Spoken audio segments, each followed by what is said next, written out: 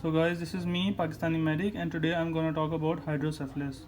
What is hydrocephalus? Hydrocephalus is a condition which is characterized by the increased cerebrospinal fluid levels, but it does not mean that it is going to increase intracranial pressure. It can be with or without intracranial pressure increase.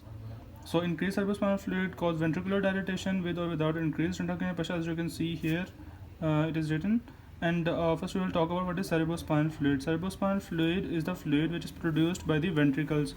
You can see here the ventricles. Here choroid plexuses are present, which cause cerebrospinal fluid production. Here third ventricles and fourth ventricle, and then the lateral ventricle and then fourth ventricle. Cerebrospinal fluid is produced from the lateral ventricle. It is going to come in the third ventricle through the foramen of Monro, and from the third ventricle it is going to go in the fourth ventricle to the cerebral aqueduct. This is the cerebral aqueduct, and through fourth ventricle it goes into the foramen of Lashka, foramen of Magendie, and from there it goes into the subarachnoid space. From the subarachnoid space it goes it flows through the subarachnoid space, it goes up into the arachnoid villi. It is going to absorb from here in through the arachnoid villi. From arachnoid villi it is going to end up in the dural venous sinuses, particularly superior sagittal sinus. You can see here.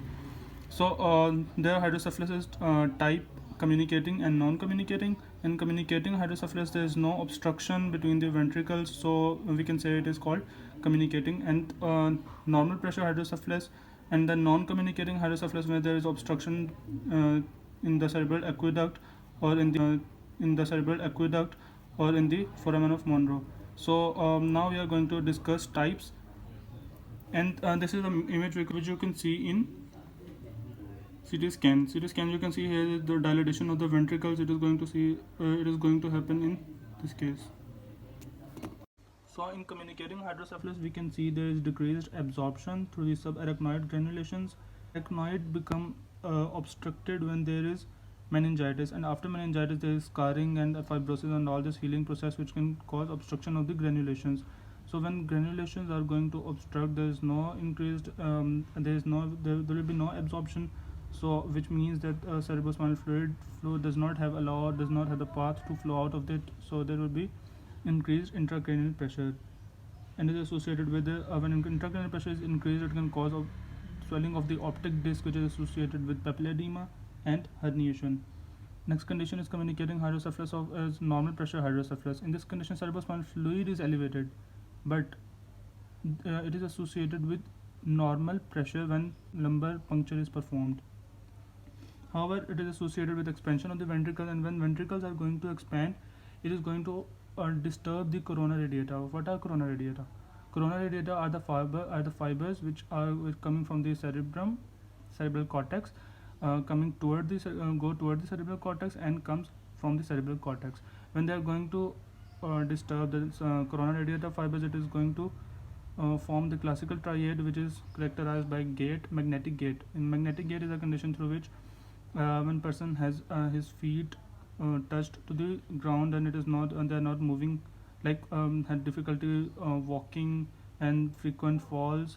The other condition is associated with cognitive dysfunction, and the third condition it is going to affect is urinary incontinence. When person wants to stop his urine but it is not in his will, so urinary incontinence, that is involuntary flow of urine. Next condition, hydrocephalus, next type is non-communicating or obstructive hydrocephalus. Non-communicating or obstructive hydrocephalus, in this as the name says, there is obstruction in the flow of cerebrospinal fluid through the ventricles. So when there is obstruction at the cerebral aqueduct, which is a canal between the third and fourth ventricle, or foramen of Monro, which is the communication between the lateral and the third ventricle, then this condition is going to happen. In this condition, there is there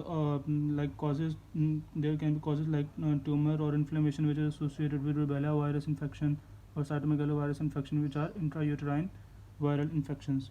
Third condition is third type of hydrocephalus is hydrocephalus ex vacuo ventriculomegaly.